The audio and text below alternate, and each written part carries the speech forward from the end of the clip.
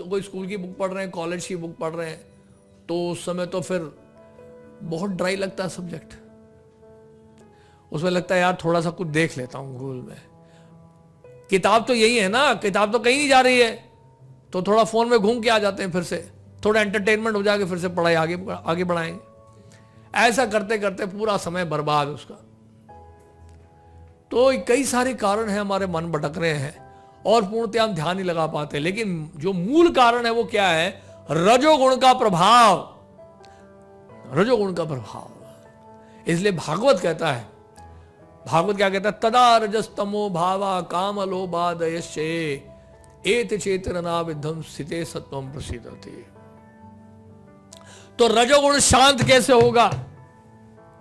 जब आप भागवत पुरुष और भागवत पुस्तक की सेवा करो।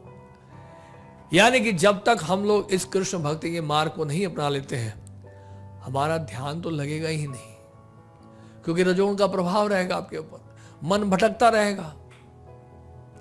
तो यहां तक कि भौतिक ज्ञान भी प्राप्त करने के लिए कृष्ण भावना भावित होना जो है बड़ा अच्छा है, सुलभ रास्ता है। यह आपके रजोगुण को शांत करता है। इससे आपका जो है मन जो भटक रहा था इतने संसार के विषय वस्तुओं में, वो भटकना जो है कम हो जाएगा। कितना समय बर्बाद करते हैं हम लोग, सोच के देखिए। तो ध्यान कैसे लगेगा? आपको जो है पिज्जा खाने, जो है पिज्जा हट में जाना है, आपको पीवीआर में जाके सिनेमा देखनी है, आपको नाइट क्लब में जाना है, आपको क्रिकेट मैच भी देखना है, आपको फुटबॉल मैच भी देखना है, आपको क्लब में भी जाना है कि नहीं?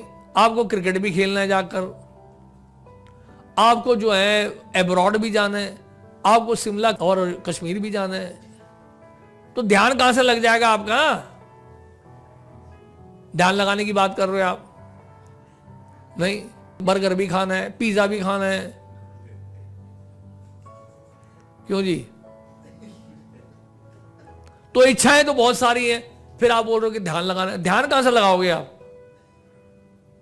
तो ये जो बहुत शाखाओं में बट गया आपका जो मन, उन शाखाओं से हटाकर आपको क्या करना है? विवेशयात्मिका बुद्धि एक हे कुरु नंदना, नहीं तो बहु शाखा अनंताश्च बुद्धयो व्यवसाय ना। बहुत सारी शाखाओं में बिखरे रहोगे तो कभी ध्यान नहीं लगेगा। जड़ में पानी डालो। इसलिए जब भक्ति करता है कोई व्यक्ति, इंसान कृष्ण भक्ति में लगता है, महामंत्र का जप करता है, हरे कृष्णा कृष्णा कृष्णा हरे हरे, हरे राम राम राम हरे हरे, तो धीरे धीरे मन जो है हमारा स्थिर होने लगता है और हमारा रजोगुण शांत होने लगता है, सत्वगुण की वृद्धि होने लगती है, सत्वगुण की वृद्धि होने लगती है।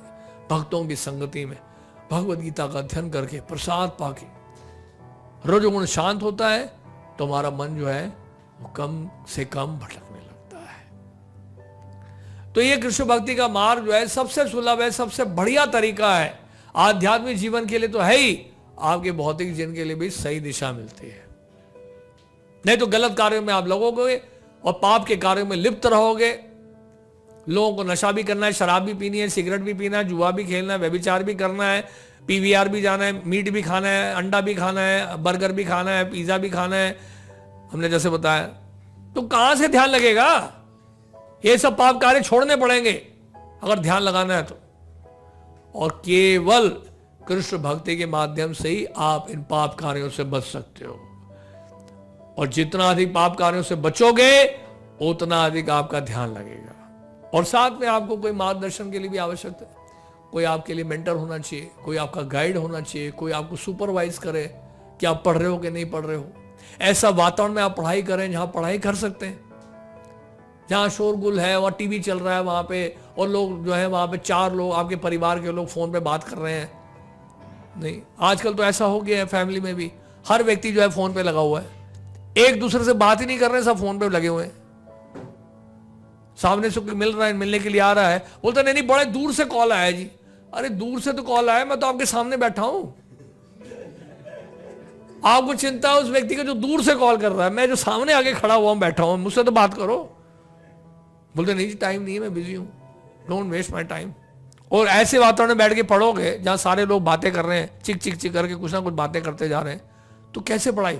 आपको ऐसा एक वातावरण ढूंढना पड़ेगा जहां पढ़ सको आप। ऐसे एनवायरनमेंट में पढ़ाई होगी, ऐसी संगति में पढ़ाई होगी।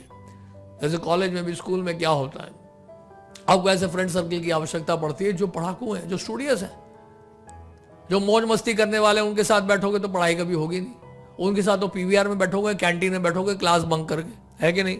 अब जैसे जाओ विश्वविद्यालय में, वहां पर ऐसे ही है, लोग पढ़ते हैं तो कब, जब एग्जाम आता है, उससे पहले कोई पीवीआर गया हुआ है, कोई कैंटीन में बैठा हुआ है, अटेंडेंस लगाना है बस।